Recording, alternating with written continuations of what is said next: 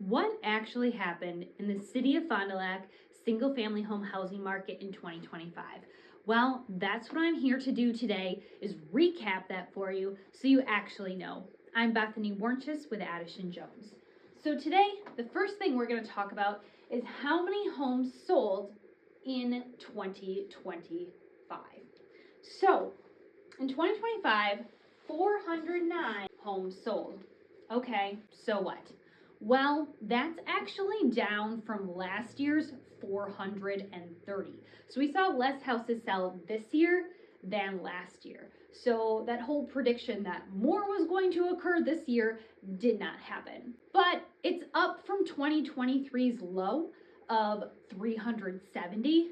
But we still have a long way to go. If you look back at 2022, it was 510. So we definitely have more room to recover yet. Then when it comes to median home price, so every single month I look at the data, I do the median home price. So when I do it for the year, I put all the prices out and I go, what is the median of the medians?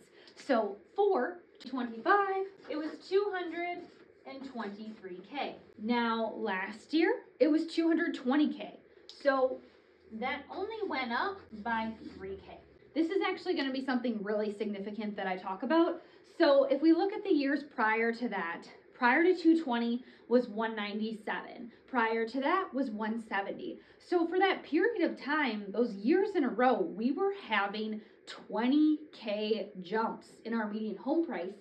And for the first time since 24 to 25, it only came up about 3K. So what does that mean? It means the market is cooling. It means the market is normalizing. It means that you may not be building equity as fast. And it also means that if you buy a house 1 year, you can't expect to turn around and sell it for such a big profit a year later.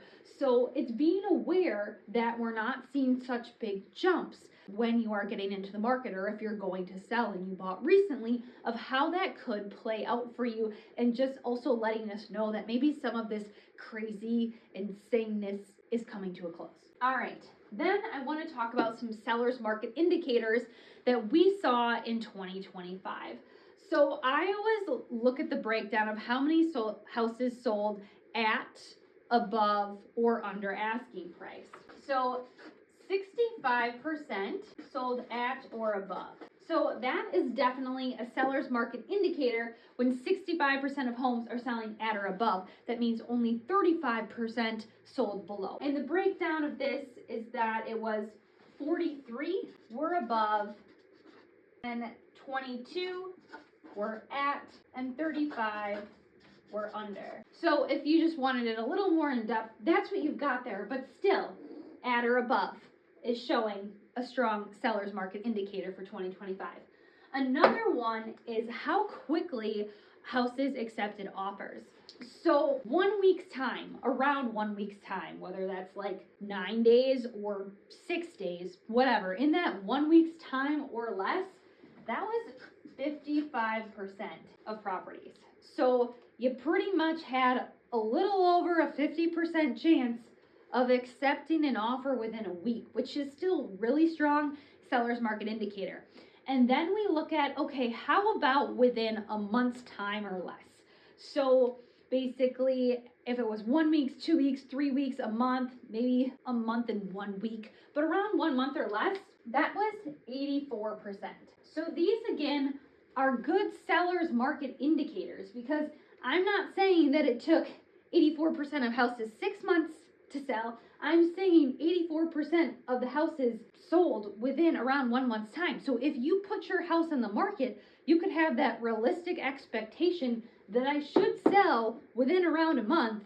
If I have priced my house right and I have prepped it for sale and I have done all the things, that's what my expectation should be. This would be really cool, and I've got about a 50-50 chance, but this is a lot more likely. So that was what we saw for 2025, and really showed some good, strong sellers market indicators still throughout the year. Next, I want to talk about inventory. So people often ask me, Bethany, when am I going to see the most houses on the market, have the most choices? When do they come?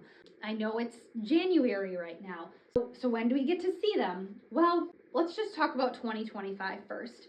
So in 2025, the beginning few months of the year, it was in the 60s and 70s for amount of houses on the market. And then we had about 6 months in the 90s, and then it trailed off to the 80s and 70s again at the end. So we had about 6 months of the 90s where we saw the most.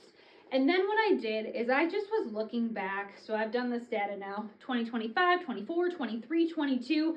And it seems to me that we see the most on the market, the most inventory from May to November.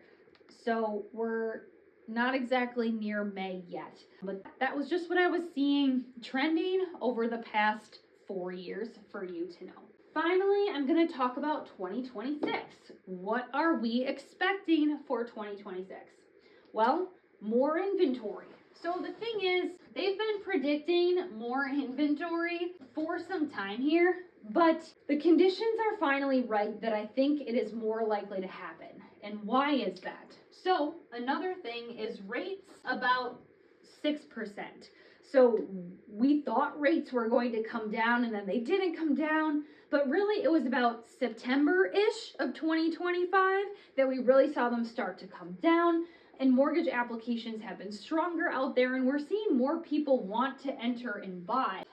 So if more people are coming out of the woodwork, that also includes the people that need to sell maybe their first house to get to a move-up house because they were waiting for rates to make more sense because they're still locked at their 3% mortgage.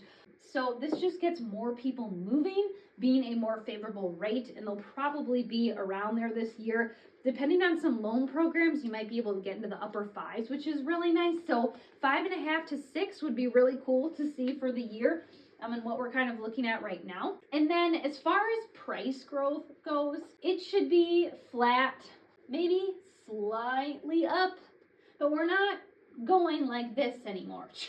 Because let's go back to this.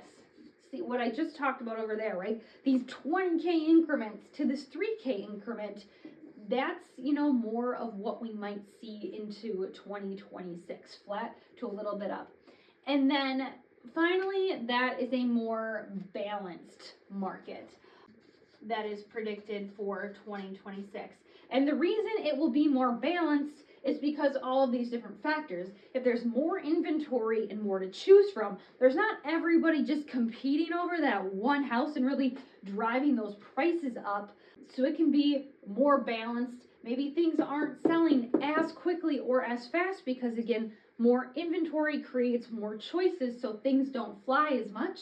And with the rates being around 6% and getting more people out there too, so more people, more inventory should help balance it out.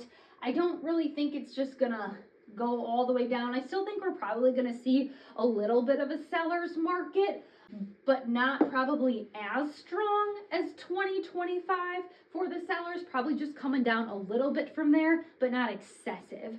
When I look at 2026, that's what I think. So I'm Bethany Warnches with Addison Jones. Hopefully this was helpful to you, whether you just enjoy listening to my boring videos about data or you're looking to buy or sell in the year 2026. So thanks for joining me, and I would be happy to connect with you if you have any further questions about the market, and I continue to do market updates throughout the year.